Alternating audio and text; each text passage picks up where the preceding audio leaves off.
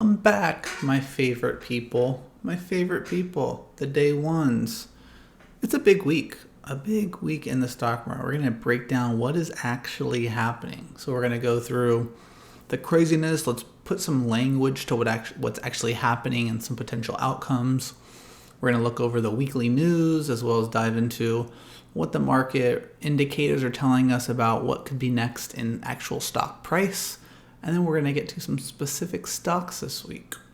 So let's hop into the craziness. I want to start off by I just made some YouTube shorts on this. If you haven't watched, I'm making daily YouTube shorts. Watch those. A lot of good information. Sometimes I cover the macros. Sometimes I cover specific stocks and price levels. So watch those. Make sure and watch those. And subscribe if you're here. If you haven't subscribed. The number one most accurate stock channel on YouTube. I promise you that. But I really want to talk about how I believe the U.S. is both in a civil war and a trade war. And that's why we've got such drastic sell-off in the market so quickly. We've been talking about for months that we've been in this sideways range and then it just flushed, right? And I believe it flushed because of these two reasons. The first one is the U.S. Civil War. So right now it's the administration versus the Fed versus Congress. And let's break down the relationship that's happening right here internally in the U.S. So the administration is trying to rework global trade while also reducing debt. This is very, very hard because you are vulnerable on the debt side, which is financed by the world, right? We know that over the last few years, our treasury has taken on a lot of that debt for us. But the world does finance a large percentage of the U.S. debt. So you're trying to negotiate with people while you're reliant on them to buy up the debt to then fund your country, right? And so it's this really weird, battle between how much leverage can we get because we know people are dependent on us around the world. But we also have this huge debt problem that if it doesn't get solved will eventually lead to a global, probably a great recession in the U.S. if it doesn't get solved quickly. And so the issue is that the administration's trying to solve this while the Fed is saying, wait a minute, the policy changes that you're making, cutting a lot of government spending and jobs and trade wars, which we believe will increase inflation, who knows what's actually going to happen, let's not assume. So you have the Fed saying, we're not moving on our position. We are keeping rates the same, while the administration saying, no, we're cutting spend. We're going to bring down inflation by doing these things. We're going to increase revenue by tariffs. And the Fed said, no, wait, your policies are actually going to be against what we want to achieve, which is below 2% inflation. And so there's this battle going on. And this is creating a civil war. And when we have a civil war, things don't happen. And we need everybody to work together and move the needle forward, or this issue that we're dealing with is just going to continue to seep into the U.S. economy. And if it starts to seep into the U.S. economy, then we're pulling a recession forward, or we're pulling a larger recession that is going to happen. And so to my point, we might start experience a lower growth rate. We might experience inflation, who knows? And then the worst of all, if we start to see unemployment rates start to increase significantly. What I've been seeing, I work, I'm a head of marketing at a company. And what I'll tell you in a lot of businesses is people are putting hiring on hold. If people are leaving roles, they're not rehiring roles. They're just doing things with a smaller team. So that's the state we're at. We have not quite got to the we're letting go of people. That has happened in waves over the last couple of years, but we are not at a mass. We're letting a bunch of people go. But if these things continue to happen, this is what we're going to want to pay attention to. If we start seeing people let go of jobs and employment soar, then that is most likely going to lead to kind of an ongoing recession, which we'll get to what could happen with stock price a little bit later. Long term, what the administration's trying to do is good. If we don't solve this debt issue, then we are going to go into a financial crisis eventually. And a 20% pullback in stocks will be a 60-70%. And we don't want that. So there's a lot of things trying to be solved at once, and it's very, very hard to do. The next thing that's going on, so you have this civil war happening where nothing, people aren't working together, and so it's causing stagnation. It's causing things not to move forward. And then on the flip side, you have the U.S. versus the world. So you have this trade war that got kicked off by the U.S. And the reason it is because we are the largest consumer of the world, and we have the most important currency. So the world has, I would say the developed world has become extremely reliant on the U.S.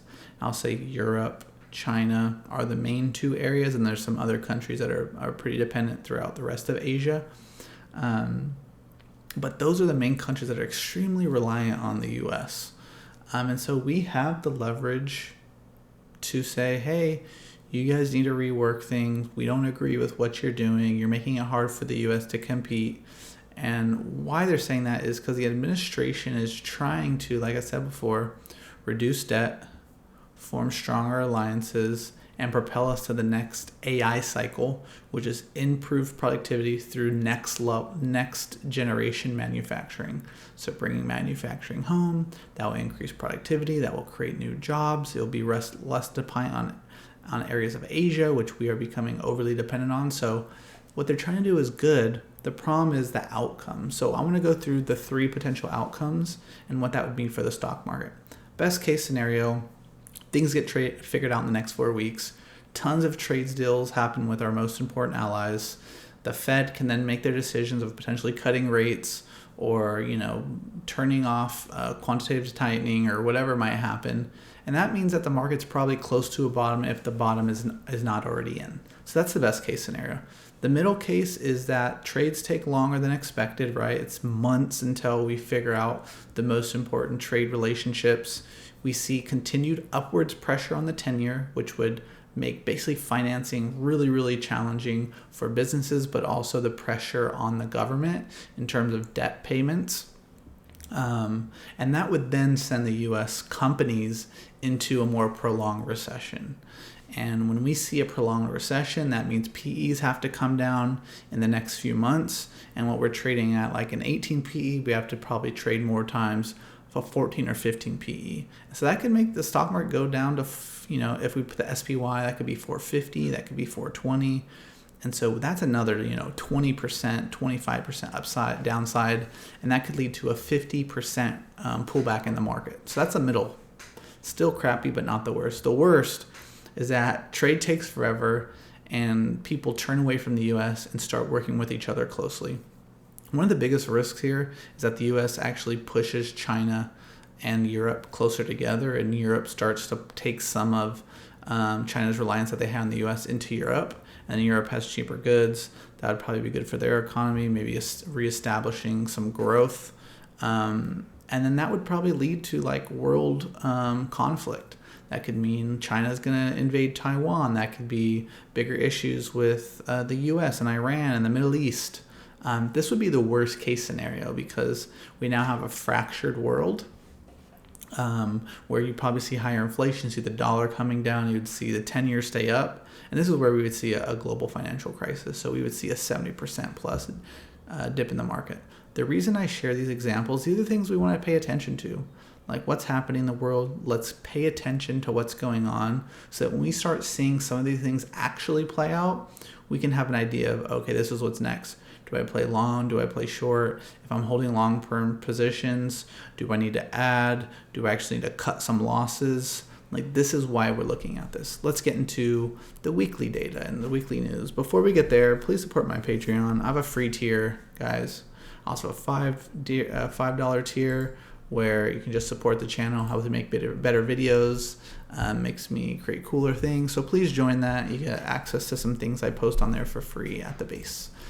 First bit of news this week is JP Morgan came out and said that we're putting a warning. We believe a recession is highly likely, and we're seeing turbulence start to happen with businesses and consumer spending. So this is not surprising. There's a lot of data out there that says that things are not as strong as we believe. And so that's why I say in this best case scenario, we need things to happen quickly for the economy to gain confidence again that things aren't as bad as we think. The next thing, kind of on that JP Morgan note, consumer sentiment craters. So we look at these numbers. inflation expectation went to 6.7. This is not great. But the flip side of that is we don't know where inflation's going. It's a lot of predicting and a less of we actually know. But what we'll say here is expectations is more important in the short term than actualities, because we don't know where things are going to head. So if people expect inflation to go really high, they're going to start spending less. They're going to cut things that are less important for them. And so that's a really important thing for us to pay attention to is what do people think is going to happen? And that has a larger impact on people's decisions than what's actually happening. Important note there. Write that down if you didn't hear it. Next couple things, 10-year. So 10-year, after going lower, which people were feeling really optimistic, we now had a giant spike, basically from $4 to $4.50. Again, why this is so important, 10-year Treasury, it's, what debt do we pay on, or the percentage that we pay on debt. If we start seeing this thing go back to these higher levels where we see, 4.6, 4.9, if we start getting above that 4.5, this becomes a huge issue because we have a lot of big debt payments coming up really soon. And that means that debt's going to be really expensive for the U.S. to maintain. And I'm not going to go down that whole macro route of, that side of bonds and treasuries, but this is an important thing to pay attention to. We need this thing to stop going up. Next thing, the dollar. So kind of talking about the U.S. dominance, us being the reserve currency. This is not concerned. We actually want the dollar to come down a little bit. It helps with trade. It helps with some other things. For people to take our goods, things are less expensive for them. And so this coming down is not a big deal. It's just how far is it going to come down? Like maybe to like the mid 90s isn't okay, but we don't want it to crater. If we start seeing it crater, that becomes a much more red sign that something bigger issues going on. Actually, it shows us that maybe people aren't buying into the U.S. as much as they had been in the past. And that would put, again, much more recessionary pressure on the U.S. Next thing, actual inflation. So what's actually happening in the U.S., right? People are scared that inflation is going higher, but the readings that we are seeing is inflation is actually coming down a lot, right? Like this is March 30th. We're at 1.7, 1.8. We talked about this in a video back then. We have come down to a low 1.22 and now 1.35. So among all these people being fearful about what's actually happening, expectations being really high, when inflation is actually continuing to come down. So this is called trueflation. If you don't follow it. It's a very important reading. But this is what's actually happening. And if we can actually see what's actually happening, it gives us the front edge of we can buy things before the numbers actually come out. And when things come out better than expected, stock prices will go up. Fear and greed. So fear and greed still really low, nothing new there. We moved up a little bit higher. The main thing I want to highlight here is put call ratio. So in last week's video, we said this is around a 1.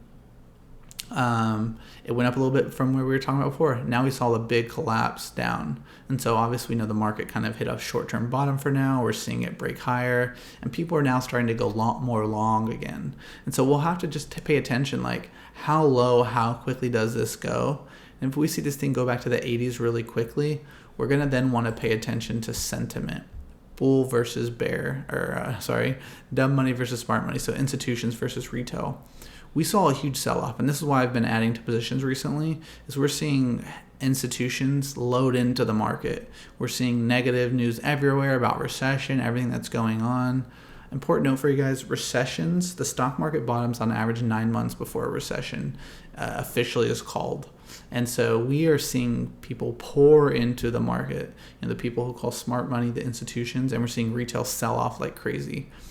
I started looking at some numbers. So we saw this retail get down to a 0.12.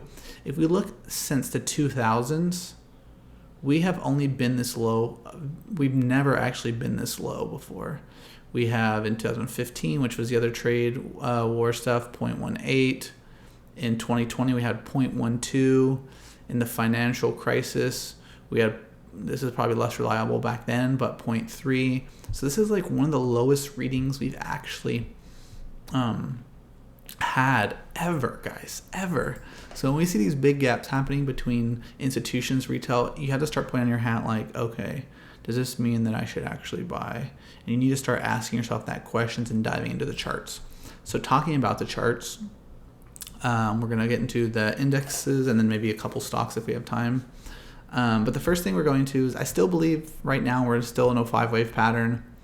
Technically, to show you guys this chart, this could have been still a 4-wave down. And the reason why it could have been a 4-wave down is we did not break the top of wave 1. This was the top of wave 1. And so in order to invalidate a 5-wave phase, it has to break below the 1. And we have not broke below the 1 yet. So technically this could be just an oversold, a big retracement because of the bearishness that's been happening in the market. If we look at the weekly, the monthly, the weekly is oversold, but let's go to the monthly because I want to look at the RSI for a second. Where did that go? If we go to the monthly real quick, I want to look at RSI. So RSI, we've been having this divergence since 2018 where we had a high on the RSI 2021, so we'll just call it COVID. We had our next peak right before COVID, and then our last peak most recently, it was in this top. And so we are seeing divergence build and we're getting back to support zone. And so if we're getting back to support zone, there's really two bigger picture scenarios. Look at this big red candle. That's super bullish, by the way. That's everybody buying the dip. But if we go back to the daily chart, let's go to the weekly actually. Go back to the weekly chart is when we look at the 200-day, we actually came really close to 200-day. So 200-day was at 470, and I think we hit 471 on the daily chart. So we essentially hit the 200-day. And the 200-day has been basically the support zone on any significant retracement in the market outside of COVID, which was just insane one to happen. So every time it comes back and touches the 200-day on the weekly, that has signaled a bottom. And technically, on the daily chart, when you look at that long wick that happened in the pre-market, it hit 471. And so we technically just about hit the 200-day, which is bullish. So we could say actually, in actuality, maybe we did bottom there. And so the next things we want to look out for is if we get back above this 2-wave here, which is at 578 on the SPY, then we're saying we are starting our next leg higher. If we come in these next couple weeks, and you'll see we have some really important trend lines here. If we come back up through here, we'll look at the SPY, it's a better chart. But if we come back in this range over the next week or so, and then we get a reversal, we could see one more comeback, maybe one more slightly lower low, and we could hit that 200-day that is starting to go sideways. So when we look at the 200-day, it's starting to flatten out sideways, and it's going to be at this big green support. So we could potentially see a reversal rise. Maybe we get some more bad news, economic data or something. People are getting scared, and then we bottom. And if we bottom in the next month or two, that is about 6 to 9 months out from the technical start of the recession, which people think Q4 could be a really soft spot. That's what I'm hearing on the street. So that's some big picture stuff. Let's look a little bit more intraday-ish and see what's going on here. So let's go to the daily chart. So we got a bunch of stuff happening. The first one, obviously we have this really nasty buying off the bottom. You just see this giant volume. I mean, let's look at the last time we've seen this much volume. The last time we saw this much volume was in 2022, and we saw that big market sell-off. And so very similar, 2022, obviously we had a bigger retracement. Let's actually look at that retracement, see how much it was. So the first leg lower, I'll just call it this, was 13%. We actually had a 20% retracement. That would have been more like this. Which is even if you look at that retracement lower, we didn't have much lower than that. We had, we'll call the bottom of there, we only had 5% lower after that bottom. So we could see something similar, we could see a draw up and then we could see one move lower. That's a total possibility. But right now we're building this sideways triangle. So you see these red lines here, And so we're going to see what happens. Does it break out of the top? Does it continue to squeeze into this over the next week? On the daily chart, we'll see. We still haven't closed on the SPY, this gap from before, which is at 555. I'm using 555 as my intermediate top to see if we close that gap. Markets almost always close gaps, and it's something that we want to pay attention to. And so we could totally see next week this break above the 20-day for a second, close that gap, and then maybe we see something lower. And then from there, we're going to see what happens, right? So do we actually get a lower low, or do we actually get something like hit support around this trend line, and then we get a lower high, and now we start the next bull phase in the market? And so these are things we're going to want to pay attention to. We do have some downward pressure. When we zoom out in the long term, I drew some lines on this chart to figure out, what's happening in the big picture. And so we have this from 2020. We have this really long trend line that's at that, like if we look out into the future, that's at that 478, that support line that we basically hit. Like if we were to zoom out, maybe we would have a double bottom or something. The next trend line from 2022, we broke back above it. And so let's see, kind of like I just said a second ago, like, does this go up and it comes back down and hits that trend line, right? Those long-term trend lines are more impactful because they've been around longer and there's a lot of support there. So it's either we go up, hit that, or maybe we do something like this and we double bottom or something, right? Like those are scenarios.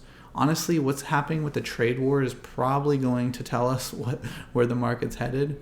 But those are some things that I would look out for on the daily chart. Let's go to the QQQs. Very similar chart. This the Nasdaq is slightly not as bullish as the SPY, ironically. We've already closed that gap technically. That's the only gap that I could find. Everything else closed. So, saying that the Qs have already closed the gap, but the SPY hasn't, maybe this comes back up and double tops, right? And then we go lower. These are things that we're going to want to pay attention to the two. But one thing we do have in common is this is currently squeezing into a sideways triangle. And we're going to have a breakout one way or the other. We either break out now, which would probably be the upside, or we get some bad news and then we flush again. I would say if we flush around here, then we're probably heading to a new low. That's probably the highest reality. And this was actually the 4 right there. That little short-term move up that felt like a dead cat bounce, that was probably the 4 wave as the 2 is here, and we're probably getting that 5th wave lower. So those are some things, very similar chart, but those are some things happening on the SPY. Let's look at home builders because something we've been paying attention to a lot. Home builders came back to let's zoom out a lot here to see the full picture. Very, very big support here. We have the 2022 support. We have the support around the top of 23. So this range is very, very important. We've seen volatility come down more recently. And so let's see what happens. We're trying to test the top range of this. We're still below the 20-day. The 20-day is at $93. And so let's see what happens with home builders. If home builders break out of this, that's extremely bullish. The market typically follows home builders. So if we see the home builders break above that downward trend, come back and test it, and that will happen before the rest of the market does, then we are headed to the next bull rally and phase of the market. So that's something we want to pay attention to. If we see this kind of trouble sideways, then we could see the market kind of come lower, whether a lower low or a lower high over the next few weeks or month. So still pretty low on RSI. It's hanging around that low, but this is very, very, very, very important. And like I said, if we're heading to a much larger recession where we don't have 5% left down, we have more like 20% down, then home builders has to break below 83.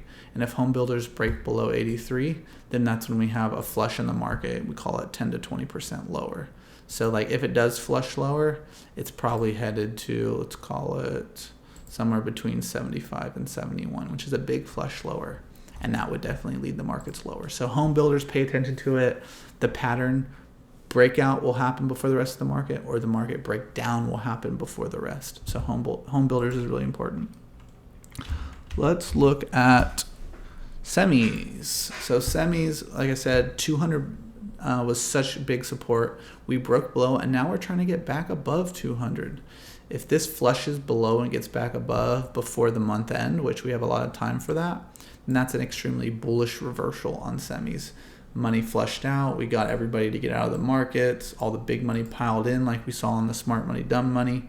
And that could be a reversal. Outside of that, we didn't get as low as this big support, 161. But you have this huge support here. So I would say if this is just a dead cat bounce or a wave in this move lower, call it 1, 2, 3, and then we get some kind of 4, kind of like the markets, and then maybe we get a 5. If it comes to that 171 or 161, that's extreme support. We have this trend line that's trying to come back and test, which is also around 200. Can it get above it? If it gets above it, then yes, maybe the market's ready to reversal. We're kind of in no man's land right now. We don't know what's happening. There's no really strong signals that we're breaking one way or the other. Let's get into some stocks. First one, HIMS. So HIMS is kind of like, it's not reacting the same as the rest of the market. A lot of stocks were up today. HIMS got some more downgrades. So who knows? Who knows what's going on with HIMS right now? I would say, if anything, if we start seeing like a basing pattern here, then the big boys are just loading up before earnings in the next month. But we still have RSI oversold, which is bullish on the daily, right? Like, if it's already oversold, how much lower can it go? So this is something I would watch in this range. We're in, I would say, a pretty safe range of 20. I guess we're up at 27 now, but that 23 to 26 was a pretty safe range to add. And so we'll see. It didn't participate with the rest of the market today. So maybe let's keep an eye on this for next week. This could break out if we continue to see the market go a little bit higher. But some downgrades, some negative pressure. We had news around GLP-1s and, these aren't actually going to help the business that much. And this is a business that has to grow over 50% to hold this valuation it's currently at, or it doesn't have as much upside for the short term. Next stock, Nike. Another interesting stock because this also hasn't participated in the rally. We've seen a lot of stocks go up 10% over the last week or so, like PayPal. We saw EL, which is what's that called? That makeup brand. I can't remember what the name is called now. Estee Lauder. But Nike didn't participate. Flat for the day. We obviously see the China drama. Nike still makes a lot of products in there, even though they've kind of moved out into Vietnam over the last few years since the last trade war. But this is not participating right now, so we're down here. But what I do see is consolidation. This consolidation could make for a huge move. What I will tell you right now is we are near a bottom, in my opinion, for Nike. I don't see Nike going lower than around 50. So maybe it comes a little bit lower, right? A couple bucks lower. But below 50 is an absolute steal for Nike, like absolute steal. They have a lot of things to improve in their company, a very long-term turnaround story. But these guys come back down to around that 52.50, even if it's a couple bucks below 50. Like, we have a huge gap here, and I promise you, as soon as this China crap is worked out, even if we get a 20-30% tariff. Once that's worked out, this guy is going to shoot up and it's going to close these gaps quickly. And so you have an amazing opportunity to buy Nike at the lowest price since 2017, which is insane. 2017, guys, that's almost 10 years ago and 8 years ago. You have a really big buying opportunity here. Again, Nike could solve some more. The valuation's not the greatest for a company that hasn't shown a turnaround story yet, but Nike is a long-term winner, and this is really good to see some consolidation. Makes me think that Bill Ackman is probably buying more stock down here with that consolidation. PayPal, one that did feel some more rally, right? Like, we bottomed, guys. Like, I made a video a couple weeks ago, and I said, watch for this bottom, hit the bottom channel. Look where we went to. We went directly to the bottom channel, and now we bounced up, and now we're at 62. I've been buying on this. I'm not your financial advisor, but I've been buying on this dip lower.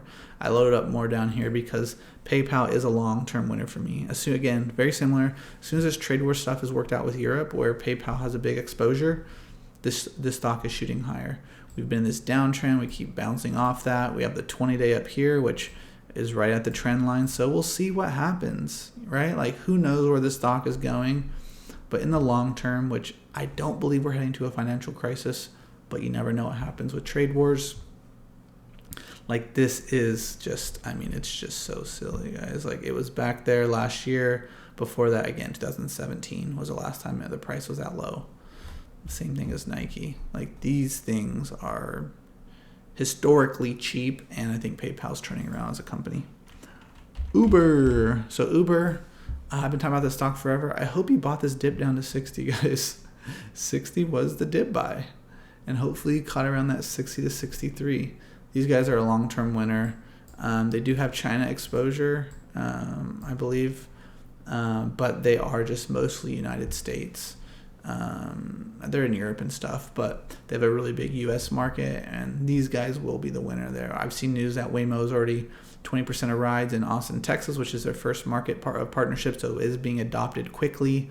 I guarantee that they're going to roll out new cars as quick as possible for automation. So they will be the first to market. They will continue to build up that trust from the consumer before anybody else does. And these guys are a long-term winner. And I bet you that Bill Ackman was buying down here in this dip down to back to the low 60s. So nothing too storytell in the charts. We have this upward pattern. We are at the 20 days, so we would need a break back above the 20-day and then test it to stay above it. But this is a long-term winner, but nothing too important on the short-term chart. Intel. So I'm not your financial advisor, but I did buy some Intel. Why I bought Intel, I made a long form video. Go watch that. But this is a stock that is going to benefit from U.S. excellence, right? Like, we are bringing manufacturing home for a lot of things. Chips is going to be a place that we build out in AI factories, robotic factories, and Intel will benefit from that. Like, assuming some kind of trade war still starts, like, China's not going to buy chips like this from the U.S. They're going to continue to rely on Taiwan, other companies. Intel being a U.S. company and building these chip centers in the U.S. is going to be very, very bullish for these guys. I was not bullish. I've traded this stock multiple times over the last year, but now I'm starting to consider this as a long-term position because of what's happening internationally. If we go to the monthly chart just to see where, again, like, let's look at some important support. We came back to this important, 17-ish. The next support is down at $13. So if we get another sell-off, maybe this comes down to 13. Maybe trade wars continue. But this is a stock I'm looking for the long term because U.S. is going to want to build out more at-home chip manufacturing for the AI revolution. And this is one of the few stocks that have the infrastructure to lean into. Taiwan Semiconductors building some factories, which they're partnering with Intel. But in some capacity, Intel's revenue will turn around, and regardless of where, they will in some capacity. And this stock will trade at a higher valuation at some point. So stock I'm very interested in, not your financial advisor, but look into and do some more research. Thanks for watching that long video. Hopefully you got something out of it. Let's win in the market together, guys. Subscribe, watch my daily shorts. Till next time.